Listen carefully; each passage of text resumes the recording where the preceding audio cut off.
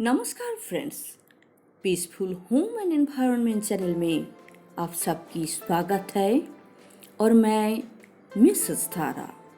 Friends, आज हम लोग पौधों के लिए एक बहुत ही अच्छी तरल खाद बनाना सीखेंगे। आज हम लोग जो तरल खाद बनाना सीखेंगे, इस तरल खाद को भयानक गर्मी के समय में अगर हम लोग समय समय पर पौधों में डालते रहेंगे तो पौधा भीषण गर्मी में भी रहेगा स्वस्थ, तरोताजा और हरा भरा। सॉलिड खाद हम लोग गमले की मिट्टी में देते हैं समय समय पर, लेकिन सॉलिड खाद ग्रहण करने में पौधों को थोड़ा समय लग जाता है।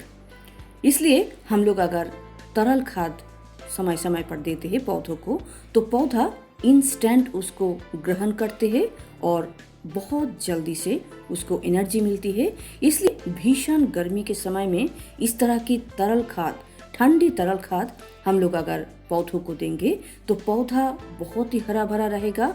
आपका गार्डन भीषण गर्मी के समय में भी फूलों से, फलों से, सब्जी से भरा रह सकते हैं। तो किस तरह की तरल खाद आज हम लोग बनाना सीख रहे हैं, चलिए ये बात जान लेते हैं।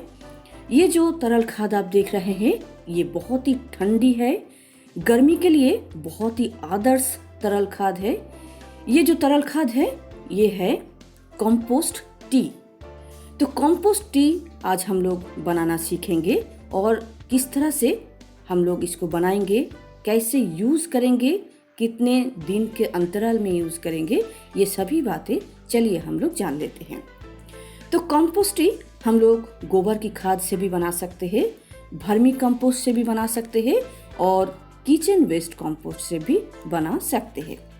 और यहाँ मैं पानी ले ली हूँ ताकि इसको डाइल्यूट करके उसके बाद हम गार्डन में इसको यूज़ कर सकें। तो ये जो कंपोस्ट टी हम लोग आज बनाना सीखेंगे, उसके लिए मैं यहाँ पर गोबर की खाद यूज़ की हूँ।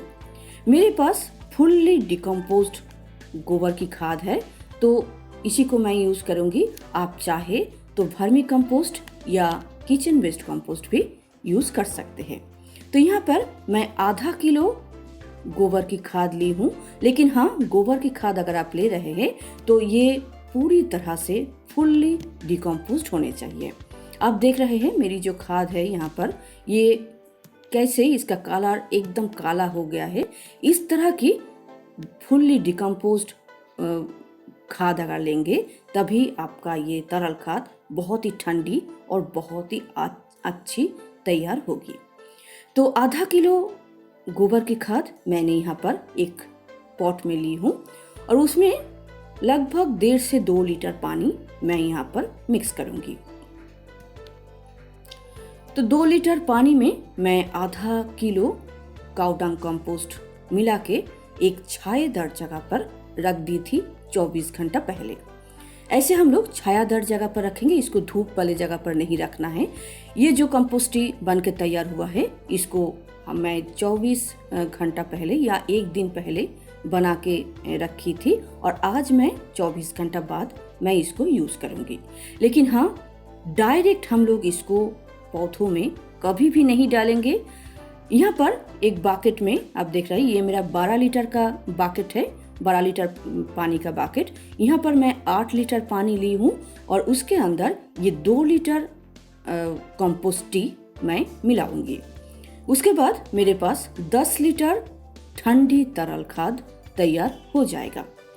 तो 8 लीटर प्लेन वाटर में मैं 2 लीटर कंपोस्ट टी को मिला रही हूँ।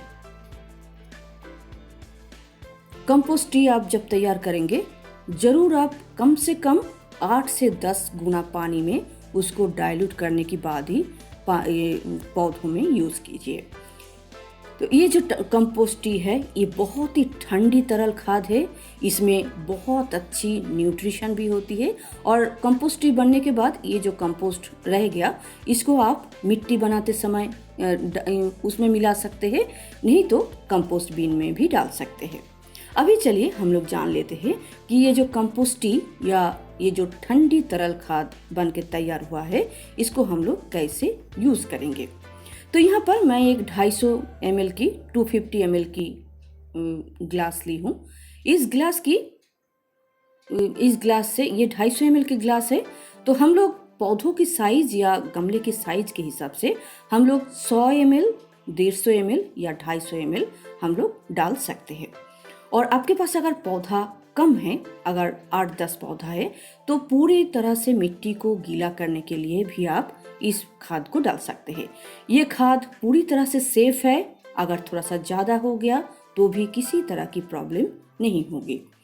हफ्ते में 1 दिन आप यूज़ कर ही सकते हैं, लेकिन आप अगर चाहे तो हफ्ते में 2 दिन भी इस ठंडी तरल खाद को भीषण गर्मी के समय में आप पौधों में डाल सकते हैं।